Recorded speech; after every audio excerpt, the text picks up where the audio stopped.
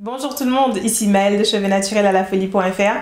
Bienvenue sur cette vidéo et bienvenue sur ma chaîne. On va voir 5 astuces de manipulation, donc qui ont vraiment trait uniquement à la façon dont on manipule ses cheveux pour réduire drastiquement les nœuds, réduire la casse et avoir plus de pousse. Mais avant, je vous invite à télécharger mon guide sur le twist out parfait. Comment faire un twist out parfait sur cheveux 4Z en particulier, mais évidemment les conseils s'appliquent sur d'autres types de cheveux. Le lien se trouve dans la description. Je vous parle de ce guide en particulier parce que ça a trait à la manipulation et bientôt je vais ouvrir les inscriptions à mon programme Crépus et Glam qui est axé sur tout ce qui concerne doigté, manipulation pour avoir des cheveux beaux, souples, longs, légers, fluides, qui ont du mouvement et se faire de très belles coiffures. Bref, Crépus et Glam quoi. Ok, c'est parti pour cette vidéo.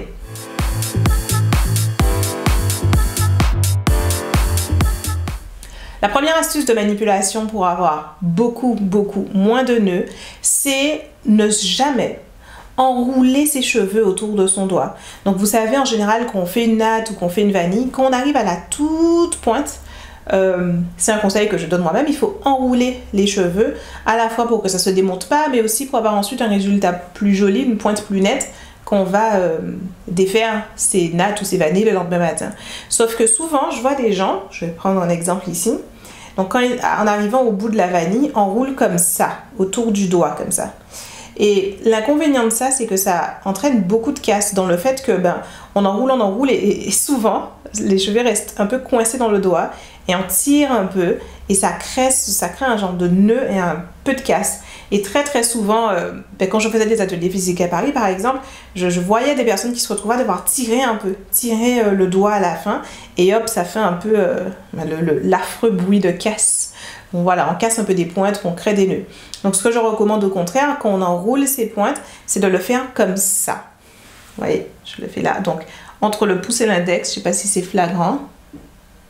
Voilà, on enroule de cette façon-là et pas en enroulant dans le doigt. Ça permet de réduire une bonne quantité de casse.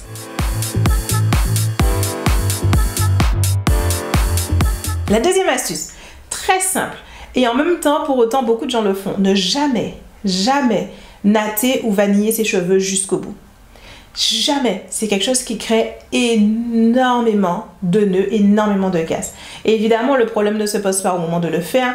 Le problème se pose au moment de le défaire, de défaire la natte ou de défaire la vanille. Donc au moment de la défaire, on se retrouve avec des nœuds au niveau des pointes et on doit galérer un peu et c'est compliqué. Ou parfois même, c'est juste que c'est tellement serré et fin à la pointe qu'on doit prendre une épingle et on doit planter l'épingle dans la natte pour réussir à défaire la pointe. Et ça crée... Alors c'est pas tant que ça crée des nœuds, mais ça crée des fourches. Ça crée des fourches et ça abîme les cuticules et ça rend la pointe plus susceptible de se casser par la suite. Et bien sûr, parfois, ça fait des vrais nœuds qu'on est obligé de couper ou d'arracher. C'est une très mauvaise idée. Il faut s'arrêter 1 à 2 cm avant, minimum, je dis 1, mais minimum 2 cm avant la fin de la natte ou de la vanille et enrouler la pointe.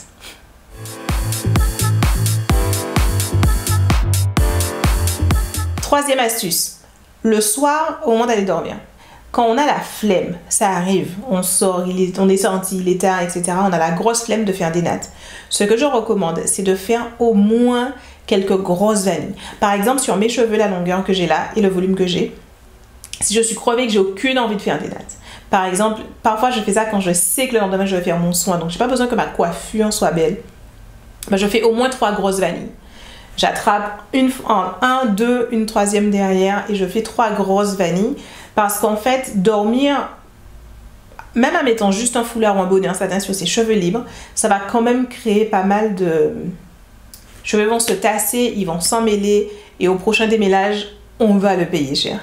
Sans compter le fait que le lendemain matin, pour se coiffer ensuite, quand on a dormi comme ça, sans un minimum de quelques grosses vanilles sur la tête, quand on a dormi avec les cheveux libres, le lendemain matin, on est obligé de prendre un peigne afro, quelque chose pour démêler un peu, même si c'est pas un vrai démêlage, juste pour redonner à la coiffure une jolie forme. On va être obligé d'utiliser un outil, alors que si on a au moins fait quelques grosses vanilles, même à moitié endormi dans son lit, quelques grosses vanilles sur les cheveux, on pourra le lendemain matin se faire une jolie coiffure sans avoir besoin d'utiliser un outil comme un peigne afro qui entraîne beaucoup trop de manipulation et entraîne de la casse.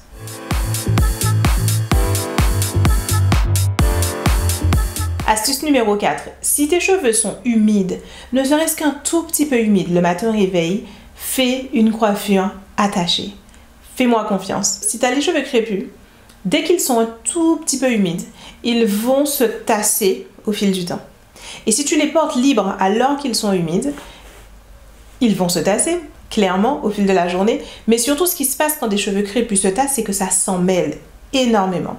Beaucoup de nœuds qui vont se créer. Et qui dit nœud, dit casse, dit on perd des centimètres de longueur, on perd de la pousse. Et c'est chiant. Avoir des cheveux compactés comme ça et emmêlés, ça fait juste un démêlage suivant qui est insupportable. Ou même au moment où on rentre le soir, les gens comme ça, pour faire ses nattes, c'est juste affreux. C'est affreux, c'est pénible, c'est chiant. Je sais de quoi je parle, ça m'est déjà arrivé. Donc ce que je recommande, c'est juste d'éviter. Si vous pouvez, de manière générale, si vous avez les cheveux humides, ne cédez pas à la tentation de porter les cheveux libres quand même, ou même un puff.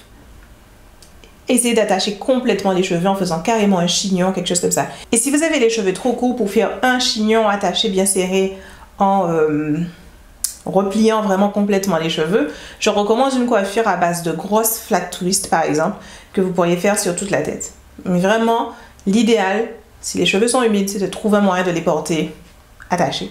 Ou tout simplement, de ne pas défaire les nattes ou les vanilles qu'on avait dans ses cheveux la veille, si on voit qu'ils sont encore humides, et de faire une coiffure par exemple avec un attaché de foulard. C'est l'idéal. Mais dans tous les cas, ne portez pas vos cheveux libres s'ils sont ne serait-ce qu'un tout petit peu humides.